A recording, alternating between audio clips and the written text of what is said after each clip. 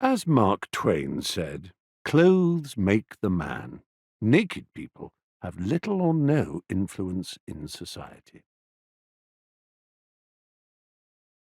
Ties. This all began back in March 2020. The public world had begun to shrink, but the domestic sphere was expanding in peculiar and unpredictable ways.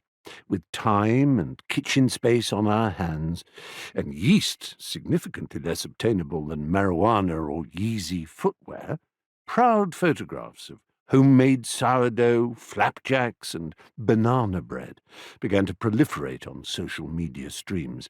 I was as guilty as anyone of contributing to this strange nuisance. In other rooms, dust was being blown away, shelves artfully stocked for Zoom backgrounds, neglected cupboards excavated. A week into lockdown, I found myself, and I used that formulation because so little that one did, or found oneself doing, in those early days seemed to be propelled by any conscious act of will. And I found myself sneezingly foraging in long-forsaken wardrobes and chests of drawers, in the course of which I uncovered drawerfuls of ties, bow ties, cravats, and scarves whose existence I had forgotten. Not forgotten exactly. With prompting I could have described them, but certainly abandoned and unthought of. It came about that, on one of those tauntingly bright spring mornings when the forbidden world outside was all blossom and birdsong, I photographed a green silk necktie, composed a brief text on the subject of façonnable, its maker, and posted the result on Instagram.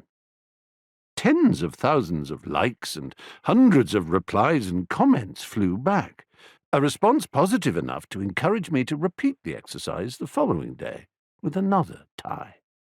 And so #FryTies began.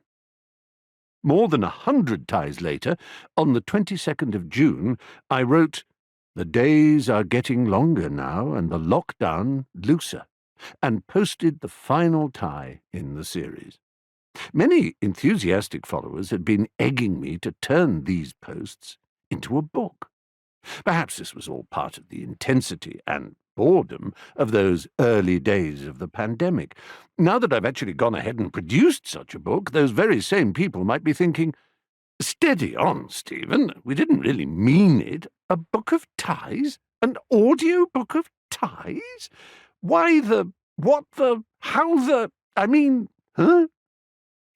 It may be, and as I say this, no one knows anything, as my old friend William Goldman famously wrote, about Hollywood, but boy, does it apply to the lockdown too, that there will be a very strong resistance to any books, films, or TV shows that go back to the worst days of the COVID-19 crisis.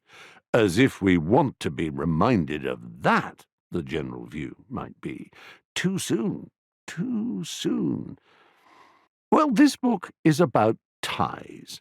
Coronavirus might have instigated the project, but I hope it can stand on its merits as a book that ponders, speculates on, and celebrates ties. But why ties?